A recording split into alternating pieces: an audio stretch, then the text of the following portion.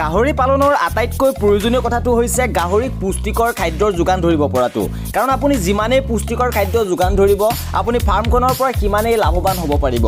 আজি আমি কিদৰে কম খৰচত আপুনি পুষ্টিকৰ খাদ্যৰ যোগান ধৰিব পাৰিব সেই সম্পৰ্কত আপোনালোকক জনাব বিচাৰিছোঁ। আহক আজিৰ ভিডিঅ'টো আৰম্ভ কৰোঁ। নমস্কাৰ সকলোকে, আজিৰ ভিডিঅ'টোলৈ মই বিশ্বজিৎ বৰাই স্বাগতম জনাইছোঁ। এয়া আপোনালোকে দেখিবলৈ পাইছে গাহৰিক খুৱাবৰ বাবে দানা বৰ্তমান প্ৰস্তুত কৰি থকা হৈছে আৰু ইয়াত কি কি উপকৰণ মিহলোৱা হৈছে আহকচোন জানিবলৈ চেষ্টা কৰোঁ।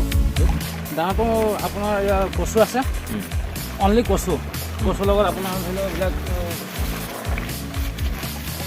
চুকলি বুলি কয়, সেইটো মিক্স হ'ব।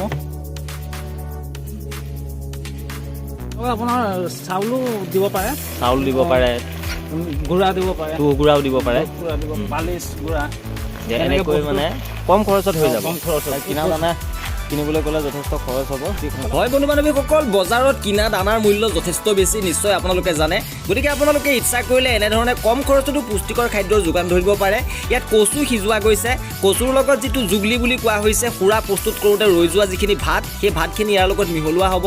লগতে ইয়াৰ লগত পালিচ গুড়া দিয়া হ'ব, তুঁহ গুড়া দিয়া হ'ব। এনেধৰণে আপোনালোকে গাহৰিক খুৱাব পাৰে আৰু ই এটা ভাল পুষ্টিকৰ খাদ্য। আৰু এয়া আছিলে আজিৰ ভিডিঅ'টোত। আৰু এনেধৰণৰ নতুন নতুন ভিডিঅ' পাই থাকিবৰ বাবে চেনেলটো যদিহে বৰ্তমানভাৱে ছাবস্ক্ৰাইব কৰা নাই, অনুগ্ৰহ কৰি ছাবস্ক্ৰাইব কৰি ৰাখিব। ভিডিঅ'টো শেষলৈকে চোৱাৰ বাবে ধন্যবাদ। জয় আই অসম।